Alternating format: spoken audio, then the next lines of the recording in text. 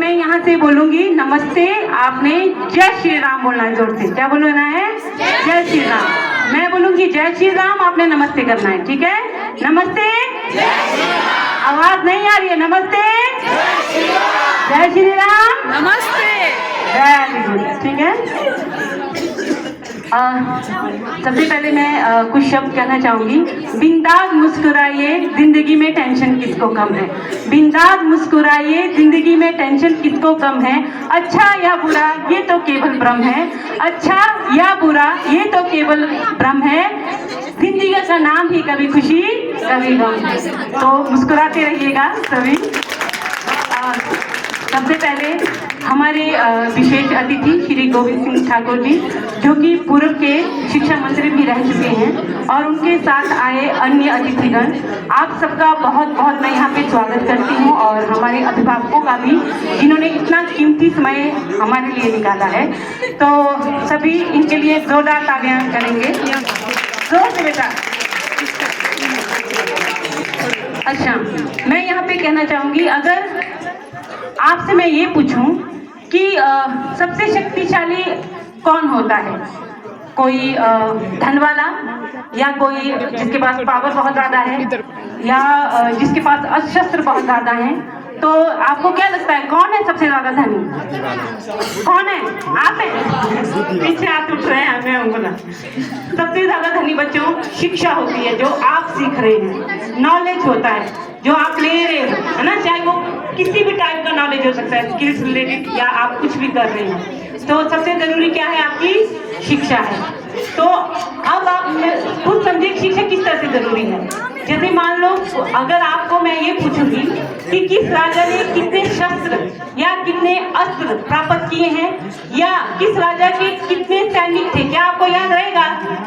रहेगा आपको याद? नहीं है। जीरो की खोज किसने की? ये शायद हम सबको पता है। हाँ, वेरी गुड, आर्यभट्ट। और रविंद्रनाथ टैगोर जी कौन थे? ये सबको पता है, ठीक है। तो इसी तरह से जो ज्ञानी व्यक्ति होता है, वो अपने जन्म स्थान के साथ साथ विदेशों में भी पूजे जाते हैं। ये सच है कि नहीं है?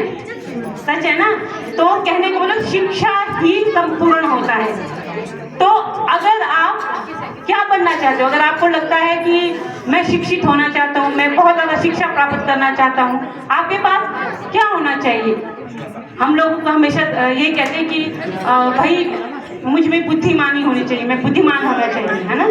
तो मैं ये कहूँगी कि जो बुद्धिमानी है ना, वो होते नहीं है, उसके लिए हमें मेहनत करनी पड़ती है, वैसा हमें बनना पड़ता है। ये है कि नहीं है? सच है ना? तो उसके लिए रोज हमें प्रयास करने पड़ते हैं। अगर आपको लगता है कि आप बुद्धिमान चाहिए बने, तो उसके लिए हम क्या करेंगे?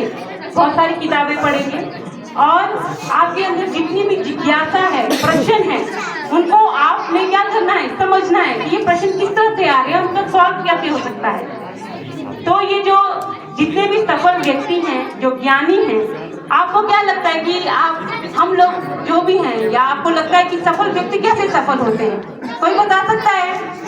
क्या भिन्न है उनमें हम में से?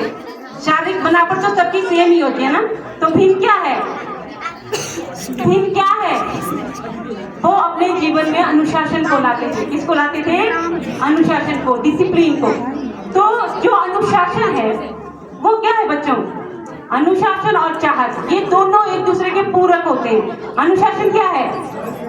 अनुशासन पानी की तरह है, और जो चाहत है वो क्या है? एक बीज है। अगर कहता है कि मान लो एक बीज है, ठीक है, स्ट्रॉन्ग बीज है, अगर उसको पानी नहीं मिलेगा तो क्या होगा? फिर पानी नहीं मिलेगा तो क्या होगा? सूख जाएगा। वैसे ही हमारा जीवन है, हमारी चाहत है कि हमें बहुत बड़ा कुछ करना है, तो उसके लिए हमें क्या करना पड़ेगा? अनुशासित रहना पड़ेगा। बिना अनुशासन के कुछ भी नहीं हो सकता है। तो अनुशासन जो है वो सिर्फ हमारे लिए या विद्यार्थियों के लिए नहीं है, सबके लिए है। मैं तो ये कहती हूँ आजकल पेरेंट्स के लिए अनुशासन बहुत ज्यादा जरूरी है। लगता है आपको? पेरेंट्स को लगता है कि नहीं? एक कहानी बताऊंगी, शायद आपको समझ में आ जाएगा, है ना? क्या होता है कि एक ट्रेन होती है जिसमें दो पेरेंट्स यात्रा कर रहे होते हैं, तो दो लेडीज होती हैं।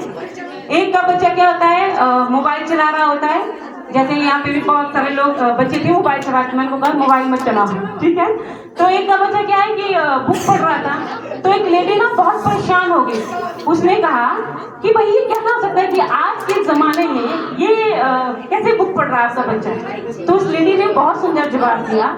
उसने कहा कि बच्चे कहता है कि बोलने से थोड़ी सुधरते हैं, सुधरते हैं कैसा करो ऐसा करो, नहीं सुधरते हैं। बच्चे कहता है कि नकल करते हैं, क्योंकि वो लेडी खुद बुक्स पढ़ रही थी। तो उसका बच्चा भी क्या पढ़ रहा था, फिर बुक्स पढ़ रहा है। तो कहने का मतलब है आजकल का जो दौर है ना, ऐसा दौर आया कि फास्ट जी सब कुछ हुआ। लगता नहीं आपको, हम क्या करते हैं, अगर मोबाइल में भी हम कुछ देखते हैं रील के ऊपर हमारा हाथ चलता है। क्यों? क्योंकि उसमें हम ज्यादा फास्ट दिख रहे हैं। बच्चे जो हैं या युवा जो हैं नशे के ऊपर ज्यादा जा रहे हैं। क्यों? क्योंकि देख लो ना, सिंपल सी बात है, अगर हम 2 पैक शराब पीते हैं, कोई भी हो सकता है, वो नशा एकदम से लगता है ना, रिएक्ट होती है हमारी बॉडी एकदम से, होती है कि नहीं होती है। लेकिन अगर हम वही कहेंगे कि मान लो हम बुक पढ़ रहे हैं, कोई अच्छी सी चीज हम पढ़ रहे हैं, उसका जो जवाब है, उसका जो रिस्पॉन्स है, वो कम से कम 1 साल के बाद मिलेगा। कितने के बाद मिलेगा? वो 1 साल के बाद मिलेगा।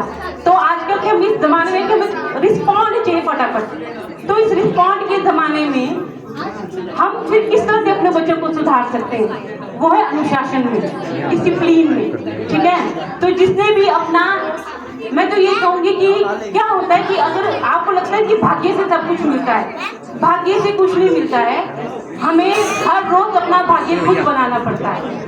आप लोग या हम लोग या तो बच्चों को बोलूंगे कि अगर हमें अपनी दिनचर्या रोज देखनी पड़ेगी बच्चों, रोज, कि हम किन लोगों के साथ उठते हैं, किन लोगों के साथ बैठते हैं, हम कैसा व्यवहार कर रहे हैं, या हमारी दिनचर्या किस तरह से बीत रही है। तो वैसे ही हमारे क्या हो जाएगा, फ्यूचर बनेगा। तो आपको अपनी कंपनी की तरफ भी बहुत ज्यादा ध्यान देना होगा। तो कहने का मतलब भाग्य के निर्माण कौन करते हैं? हम सब करते हैं। तो यहाँ पे मैं थोड़ी सी बात अब यहाँ पे कहना चाहूंगी अनुशासन की तरफ। आप में से जैसे यहाँ पे एक बच्चा ऐसा है, उसको मैं अनाउंस नहीं करूँगी फिलहाल अभी, जो ना देख सकता है पर बोल नहीं सकता है, ना ही वो सुन सकता है, ठीक है। एक लड़का है जो यहाँ पे कोर्स करता है, उससे मैं बहुत ज़्यादा इम्प्रेस हो गई। उनके मम्मी पापा यहाँ पे आए थे, कहते हैं कि जी हम बहुत जगह गए हैं लेकिन कोई भी इनको पढ़ाना नहीं पढ़ा रहे हैं। क्यों? क्योंकि उसकी लैंग्वेज समझना बहुत ज़्यादा मुश्किल है। लेकिन उस बच्चे के साथ हमने ज़्यादातर मैंने देखा कि जब मैंने उसके साथ किया ना, जब उसके साथ पढ़ाने लगी तो मुझे भी बहुत ज़्यादा सीखने को मिला। इशारों से बात करता है, मतलब अगर आप बिलीव नहीं करेंगे, अभी वो नाटक करेगा आपको, आप बिल्कुल जजमेंट नहीं लगा सकते कि ये बच्चा बोल नहीं सकता और सुन नहीं सकता। तो ये बच्चा इस तरह से कैसे बना, डिसिप्लिन से बना। इनके पेरेंट्स ने जब छोटे में इसको कहीं भेजा होगा तो उनको भी तो लगा होगा ना कि कैसे भेजना ये बच्चा।